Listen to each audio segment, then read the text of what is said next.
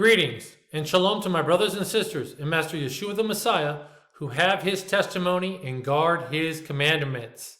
Brother Nick here, and today is the 12th day of the 9th month on Yahweh Elohim's non-Gregorian, solar calibrated, 364-day calendar of the Dead Sea Scrolls, of the Book of Enoch, of the Book of Jubilees, of the Torah, and of the Prophets. The Gregorian equivalent is November 29th, 2022. I'm here on the island of Cyprus, and this video is about the Shemitah Jubilee year starting in the fall on the agricultural year of months number 7 through 6 and regarding Rosh Hashanah and Reshith Hashanah. As I just said, my calendar that I publish is a non-Gregorian version of the 364-day calendar. That means that I do not use the Gregorian days of the week, and my calendar is different from the many false versions of the 364-day calendar, and here are many of them, and it's because they fail to understand that the calendar does not use Gregorian days of the week. They still use the false Gregorian days of the week and the false Saturday Sabbath. And as I said in my last video, even the Dead Sea Scroll translator Geza Vermes, who translated the complete Dead Sea Scrolls into English, he even failed to understand that the Gregorian days of the week are false days of the week. And in his commentary, he inserted the Gregorian days of the week into his calendar scrolls, his commentary into these calendar scrolls, and thus are a roadblock to understanding the true calendar and the Sabbath day. I have a lot of videos that explain the false Gregorian days of the week. These are just a few of them right here. And I have an entire playlist on the 364-day calendar. So prior to watching this video now, you should watch my previous video if you had not seen it right here. Rosh Hashanah, the agricultural year on the 364-day calendar. It's 40 minutes long, and that video is very important because it sets up the video that you are watching now. In that video, I prove that there is such thing as an agricultural year, which is months number 7 through 6. What I want to bring to your understanding in that video that I'm going to be using in this video is the term Reshith Hashanah, which is just like Rosh Hashanah, but Reshith Hashanah, almost the same meanings, in Deuteronomy chapter 11, verse 12. And that is the proof that there is an agricultural year. So watch that previous video and get informed. Also, there are other verses and passages that do support that as well, that the agricultural year does exist, and it's months number 7 through 6. So I say that there are two concurrent 364-day years running on the calendar that is months number 1 through 12. The 2 years running is the ecclesiastical year of months number 1 through 12 and the agricultural year of months number 7 through 6, which in this video that you're now watching, I'm going to support and prove that the Shemitah Jubilee year in cycle is on the agricultural year of months number 7 through 6, based on the agricultural events listed in Leviticus chapter 25, verse 3 to 5, and Exodus chapter 23, verse 10 and 11. So this slide is the slide from my previous video, and these are very important terms regarding the year. Hashanah is the year. So you have Tekufa Hashanah, which is the turn of the year. You have Yatza Hashanah, which is the going forth of the year. You have Rosh Hashanah, which is the head beginning of the year. You have Reshith Hashanah, which is the beginning chief of the year. And then you have Teshuvah Hashanah, which is the return of the year. So Rosh Hashanah and Reshith Hashanah, they are both beginning or chief of the year, the beginning of the year, the head of the year. These are congruent terms. And in that video, I explained that Reshith Hashanah, that term is speaking of the 7th month of fall, and the agricultural order within that passage in verse 15 of the early and latter rain prove that there is such thing as an agricultural year beginning in the 7th month, because of the early rain starts when? In the 7th month. That's why you need to watch that previous video to understand this video that you're about to watch now. So here is Exodus chapter 23. I'm going to read the agricultural order of the Shemitah Sabbath year cycle.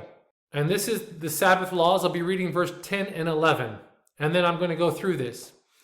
"And 6 years thou shalt sow thy land, and shalt gather in the fruits thereof. But the 7th year thou shalt let it rest and lie still, that the poor of thy people may eat, and what they leave the beasts of the field shall eat. In like manner thou shalt deal with thy vineyard, and with thy olive yard. 6 days shalt thou do thy work, and on the 7th day thou shalt rest, that thine ox and thy ass may rest, and the son of thy handmaid and the stranger may be refreshed.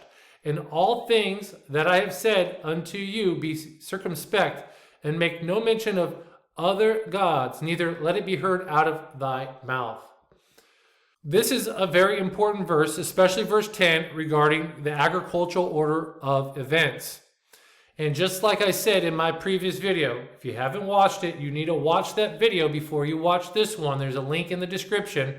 The agricultural order of events proved the agricultural year. And in this passage that you just read of Exodus 23, verse 10, proved that the Shemitah year cycle begins in fall and is congruent with the agricultural year of months number 7 through 6. So you can see here in the beginning of the verse, it says for 6 years, the first agricultural event listed is sowing seed. And again, in my last video, I explained that the first fruit green heads of barley is to be offered on the 26th day of the first month. And for barley, it takes about 90 days for it to mature from the time it's planted to mature and ready to harvest. 90 days is about 3 biblical months to mature. And that means that the barley seed would have to be planted if the first fruits offering is on the 26th day of the first month, according to the Dead Sea Scrolls. That means it can be planted no later than the 10th month, in the 10th month. But in reality, in ancient crop farming of the Levant, it was likely sowed in months number 8 and 9, the month that we're actually in now and the previous month. Why? So it can get the early rain. And it's also important to note that in month 7, the Israelites would have been prepping. At the beginning of the month, they would have been prepping for Sukkot. Then they would have been traveling to Jerusalem. Then they would have been celebrating Sukkot, which lasts 8 days. And then they would have been traveling back. And Sukkot ends like on the 22nd day. So they would have probably started to sow seed, not at least until the 8th month. So that is something to consider about when the Israelites sowed seed. Because sowing seed was the first agricultural event listed in this passage. The second agricultural event listed in this passage is gathering the fruits thereof. The fruits thereof is speaking of the seed that was sowed, reaping the fruits of the heads of the grain of barley. And again, the first fruits of barley, the festival, is to be offered by the priest on the 26th day of the first month.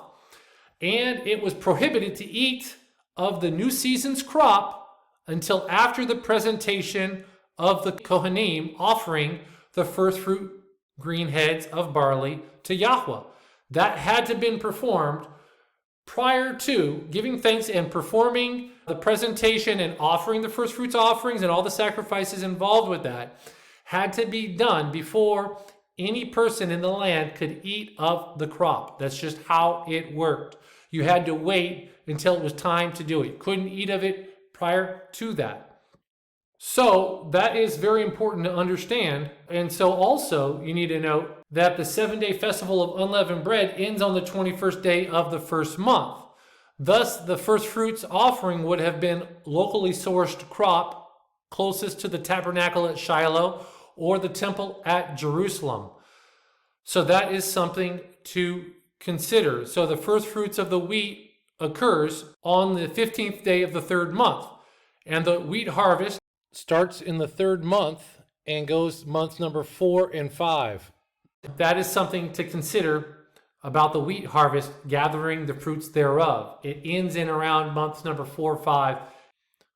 So what we saw there was of this agricultural order, sowing the land first, which happens in the fall and mid-fall, late fall, and early winter for the wheat. You would plant there after the barley's put in the ground. Then you would plant the wheat into the ground, because wheat takes around 120 to 150 days for it to mature from seeding to maturity. So 4 months to 5 months for it to grow. In the land of Israel, in the Eastern Mediterranean, in the Levant.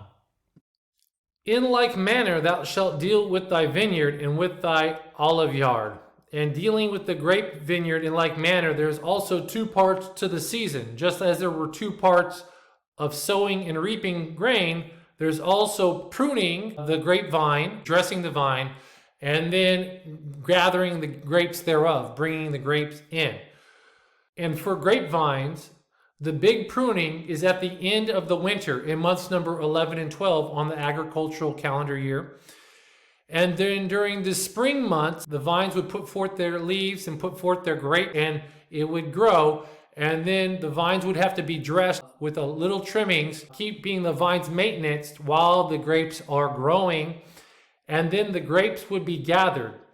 And just like the first fruits festival of the wheat and the barley, there is also a first fruits festival of the new wine.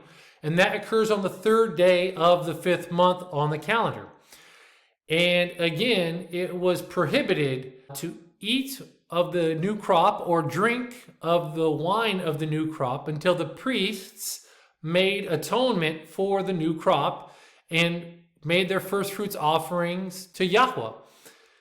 So depending on the variety of the grape and the climate, grapes would be gathered in months number 5 and 6 and could be gathered as late in months number 7 and in the 8th month at higher elevation on the mountains of Israel.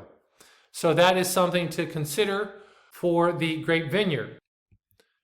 And now regarding the olive yard, because of how close the olive harvest is to the new agricultural year, beginning on the 1st day of the 7th month, the fact that the lion's share of the harvest is in months number 7, 8, and 9, and considering that olive trees don't require pruning every year, the ancient pruning of the trees was done during the harvest. So the question is, which calendar year does the olive crop belong to?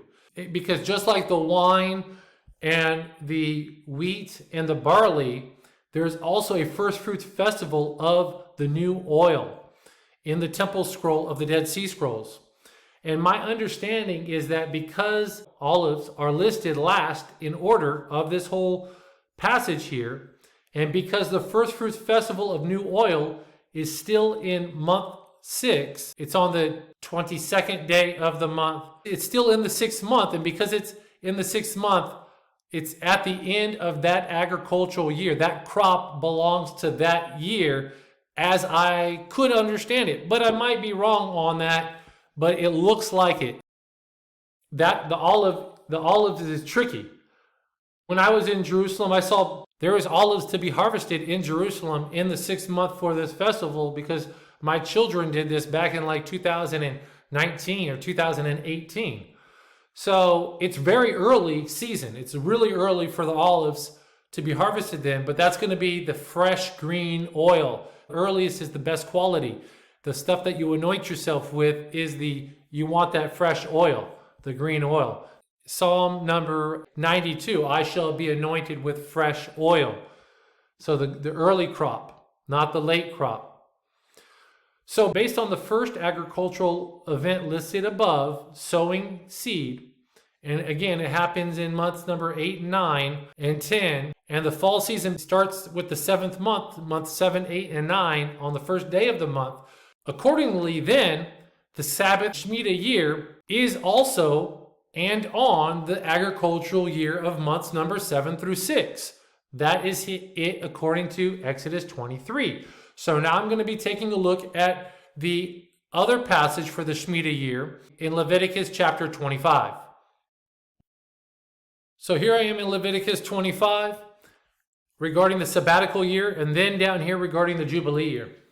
And Yahweh spake unto Moses in Mount Sinai, saying, Speak unto the children of Israel, and say unto them, When ye come into the land which I give you, Then shall the land keep a Sabbath unto Yahweh.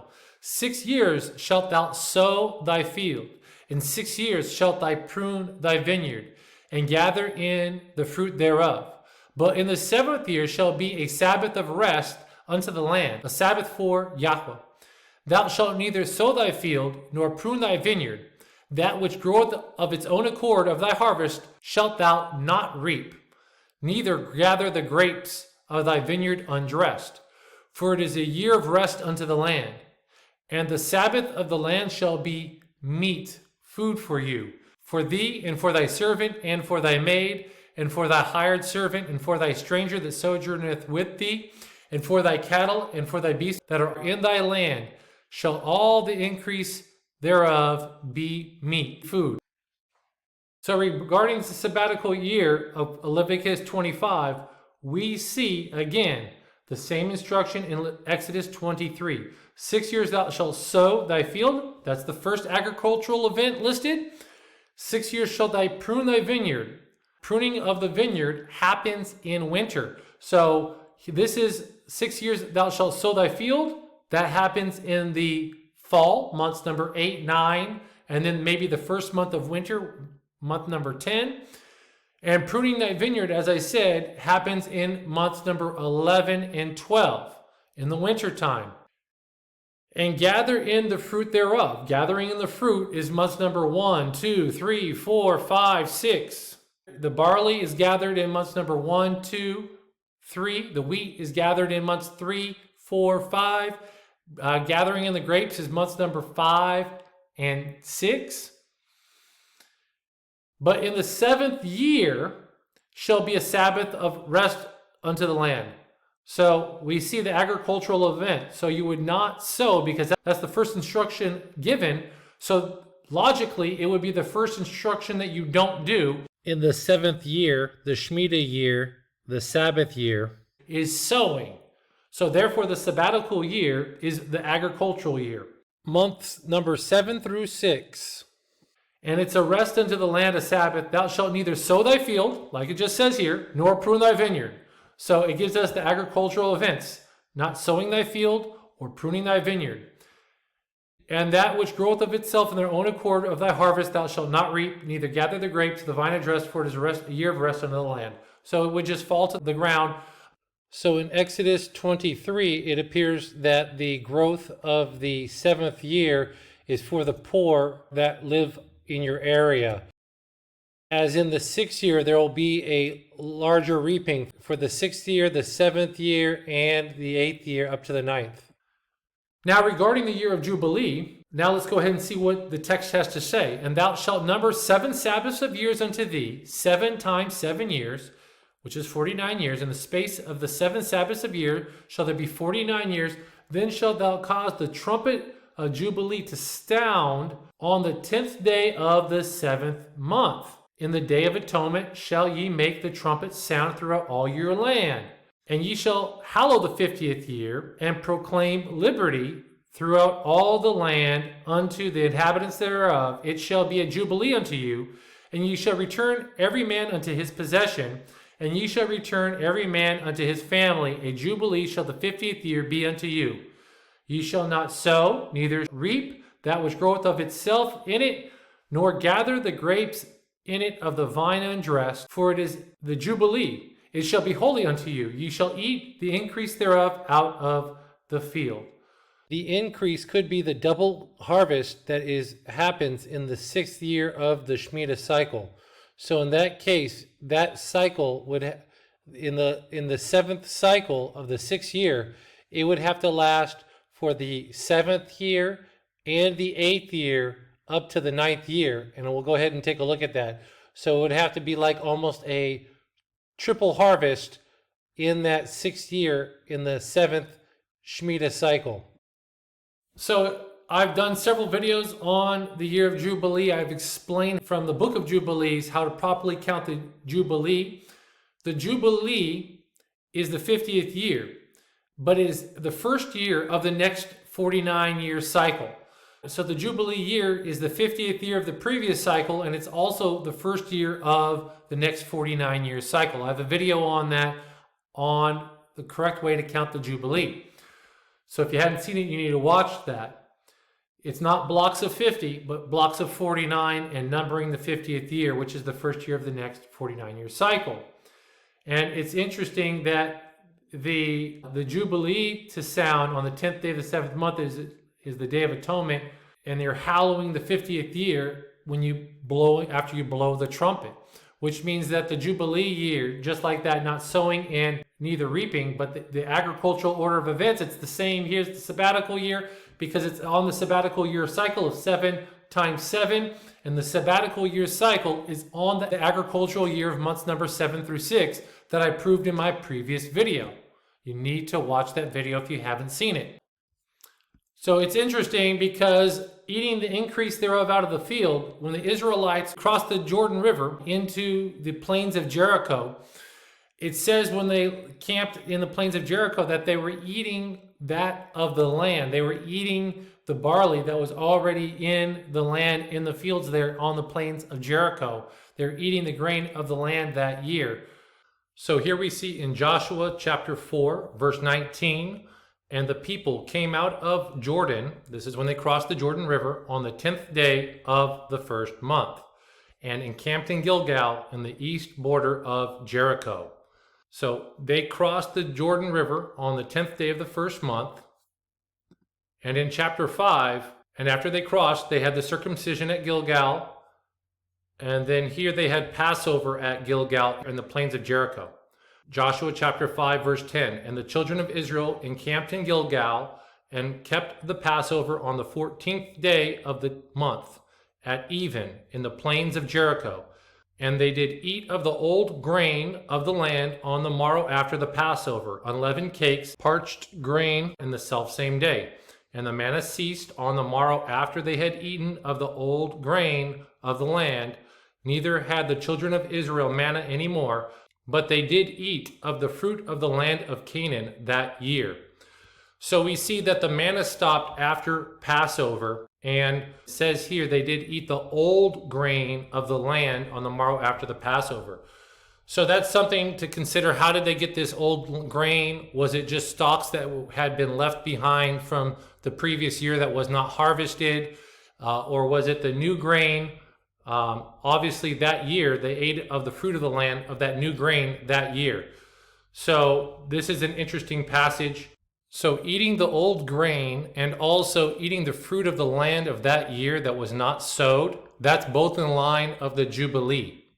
So that is something to consider. So the manna stopped and they started eating of the grain of the land that year, which was a Jubilee year, as I will now argue and prove from the book of Joshua, because they had to blow the Jubilee horns when they marched around Jericho.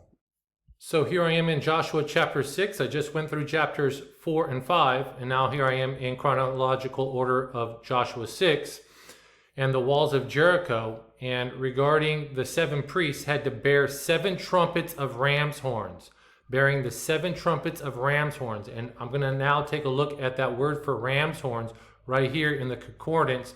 You see 2 words. You see the word trumpet, which is shofar right here. As you can see, horn, but it's also called ram's horn, but that's not necessarily true. It's not always a ram's horn, because this is called a shofar. And then right here, this word 3104, which is yobel, which is the word for ram's horn, cornet, rams, which is the root word for Jubilee, Jubilee.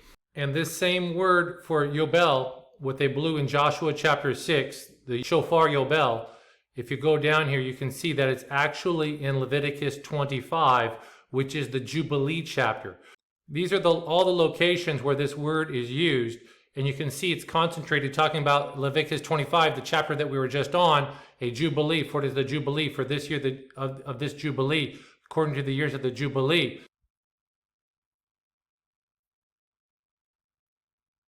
So it was shofar yobel when they blew the horns. So they had to blow the Jubilee horns here in Joshua chapter 6. Therefore, it was a Jubilee year, and the land went back to its rightful owner. That is in the theme of the Jubilee. We see them eating of the crop of that year. That's in the theme of Jubilee. Seeing them eating the old year's crop that's in the theme of Jubilee. So the previous year's crop up to that Jubilee year, that's in the theme of Jubilee. So there you have it. And actually, according to the book of Jubilees, it's proven that the Israelites came into the promised land in the year of the 70th Jubilee from Adam. And so eating of the Jubilee year, it looks like you can possibly eat the increase out of the Jubilee year, but the year before it, you can't. Or maybe just that year, that first year when they came in the land, they did, because the manna stopped, so they had to eat something. So they just ate of the land that year. They might not have gathered it completely, but they were just eating of it as they were actually in war mode about to battle Jericho. So here's Leviticus 25, the blessing of obedience, verses number 18 and 19. Wherefore ye shall do my statutes and keep my judgments and do them, and ye shall dwell in the land in safety. And the land shall yield her fruit, and ye shall eat your fill, and dwell there in safety. And if ye shall say, what shall we eat the 7th year? Behold, we shall not sow nor gather in our increase. Then I will command my blessing upon you in the 6th year, and it shall bring forth fruit for 3 years. So there's 3 years of grain that's going to be brought in the 6th year. And ye shall sow the 8th year, and eat of the old fruit until the 9th year. Until her fruits come in, ye shall eat of the old store. So of the fruit that you get from the 6th year. So now let me go ahead and share with you a graphic on what that looks like and how it's going to bear fruit for 3 years. And that is very important to understand. A visual explanation of the reckoning of Leviticus 25 verse 22. This is the Leviticus 25:22 diagram. And as you can see here, this right here I have set up is the regular calendar year of spring, summer, fall, winter, 6th year, 7th year, 8th year, 9th year. Here I'm adding the agricultural year, which starts in fall. So you can see that year goes fall, winter, spring, summer, fall, winter, spring, summer. And that's 6th year, 7th year, 8th year. And then this over here is obviously the 9th year. So you have on the top of this chart, you have agricultural year, months number 7 through 6, starting in the fall, 7th month, first day of the 7th month, ending on the last day of the summertime period, which is the 31st day of the 6th month. And so you have that here at the top, and then at the bottom, you have the calendar year, months number 1 through 12, which starts on the first day of the first month, which is the day after the spring equinox, and goes all the way to the 364th day, months number 1 through 12. According to Leviticus 25:22, the blessing, the jumbo harvest, comes in the harvest time of the 6th year. So you would sow that 6th year, as the text said, and then you would reap the jumbo harvest here in the 6th year of the agricultural year. This is where the harvest would start. In springtime, you have the first fruits of the barley wave sheaf, the green ears of the wave sheaf in the first month, the 2nd month, the 3rd month, that's the barley harvest. The wheat harvest is the 3rd month, 4th month, and the 5th month, maybe up to the 6th month, and that is the harvest. And you're eating of that harvest as it comes in, and that is not only for food for this 6th year of that festival, but it's also going to go for these other months. That jumbo harvest is going to last for the 7th year and the 8th year. So you would eat of the harvest as it comes in. Then there would be in that jumbo harvest, the blessing harvest, you would have enough food for the entire 7th year. And then also you would eat of it in the 8th year as you would sow all the way up until the new crop came in. You would sow here in this 8th year. You were going to eat with the blessing harvest of the 6th year of this harvest right here. And you're also going to sow with this harvest here in the 8th year of months number 8, 9, 10. And then when the new crop comes in, you would harvest that new crop in months number 1, 2, 3, 4, and 5. But the first fruits of the barley does not happen until the 26th day of the first month. So that whole first month, you are still going to be eating of the blessing harvest that came in the 6th year. Of that old crop, of the jumbo harvest crop up into that year when you can eat of the fresh green heads. After the priests have made the first fruits offering, then everyone could partake. So now let me go ahead and explain that from this verse. Wherefore ye shall do my statutes and keep my judgments and do them, and ye shall dwell in the land in safety. And the land shall yield her fruit, and ye shall eat your fill, and dwell therein in safety. And if ye shall say, what shall we eat the 7th year? Behold, we shall not sow, nor gather in our increase. So in the 7th year, the agricultural year of the Shemitah count, you are not allowed to sow, which happens in the fall and winter, and you are not allowed to gather the increase, which happens in the spring. So this part of the verse right here, we shall not sow nor gather our increase, that's speaking of the agricultural year right here of year number 7. Then I will command my blessing upon you in the 6th year. So if you don't murmur and trust Yahweh at his word, the blessing is going to come right here in the 6th year. It's a jumbo harvest, as we're going to see. And it shall bring forth fruit for 3 years. So now what fruit is it going to bring? Fruit for 3 years. It's going to bring fruit for the 6th year because you're going to eat of the new crop when it comes in. It's going to bring forth fruit for the 7th year right here because you're going to eat the entire 7th year. And then in the 8th year, here you're going to sow with it, and you're also going to eat it in the 8th year. So 3 years you're going to eat of that crop right here, 6th year, 7th year, and 8th year. Okay, now let me go ahead and explain the last verse. And ye shall sow the 8th year. Right here you sow in the fall of the agricultural year in the 8th year, and eat yet of the old fruit until the 9th year. So you would eat the fruit of the old until the 9th year, which is right here. You see this year, it's the 9th year. Not the 9th year on the agricultural calendar, but the 9th year is right here. So you're going to eat of it until the 9th year. The 26th day of the first month is the first fruits of the barley. So you could not eat of the new crop. So if you're going to be eating grain up until the 26th day of the first month, you would be eating with the old crop from the jumbo harvest, the blessing harvest of the 6th year. So you shall sow the 8th year and eat yet of the old crop of the fruit until the 9th year. The 26th day of the first month is when you can eat of the new crop. So those first 26 days of that year, you're still eating of the old crop. So when you're celebrating Passover and the festival of unleavened bread, that festival of unleavened bread is being celebrated with the crop of the jumbo harvest, the blessing harvest here in the 6th year, because you didn't murmur and you trusted Yahweh when you did what he said. Until her fruits come in, ye shall eat of the old store. So the fruits don't come in until the 26th day of the first month. That's the first fruits festival of the barley. Then you could start eating of the new barley. And then in that year for the wheat, you would continue to eat that old wheat until the 15th day of the 3rd month when the first fruits festival, the wheat harvest, came in, the festival of Shavuot. And so there you have it, brothers and sisters. Hallelujah.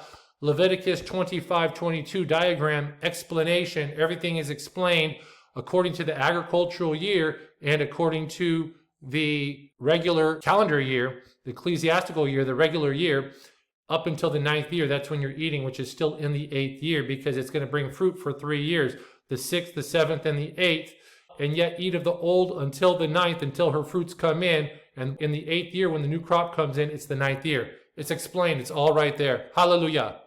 So now the tithe also is on the agricultural year cycle. It talks about at the end of 3 years, thou shalt bring forth all thy tithe of thine increase the same year, and shall lay it up within thy gates. So the tithe, right here, verse 28, is talking about laying it up within your gates. So every 3 years, the Levite can come by and partake of the tithe right here. But there's also a yearly tithe that's brought forth year by year that you're supposed to take with you to Jerusalem to eat and celebrate Sukkot, the Festival of Tabernacles, which is the festival of the ingathering. So rather than the tithe happening every 3 years and on a 3-year cycle, on a 7-year cycle, considering there is no harvest in the 7th year, but there is a double harvest in the 6th year, it only makes sense that the tithe every 3 years would happen every third year of that cycle. So in years number 3 and years number 6. So in year number 3 and year number 6, because year number 7 is an off year. So more than likely, that's how I understand right now how the 3-year tithe works. So brothers and sisters, I hope I did a decent job explaining that, but I'm pretty sure that I proved that the Shemitah year and the Jubilee year cycle, the Shemitah year begins in fall in month number 7, on the first day of the 7th month, what we call Rosh Hashanah, Reshith Hashanah, at the turning of the year, the Tekufa of the year, at the going forth of the year, Yatza Hashanah. And so I hope that you are blessed by this video, by the understanding in this calendar series on the agricultural year, on the Shemitah year, the Jubilee year, to have understanding on that and the tithing. And I have several more videos I hope to put out on the 364-day calendar. And so I'm signing off, and shalom to all my brothers and sisters in Master Yeshua the Messiah who have his testimony and guard his commandments. Shalom to you.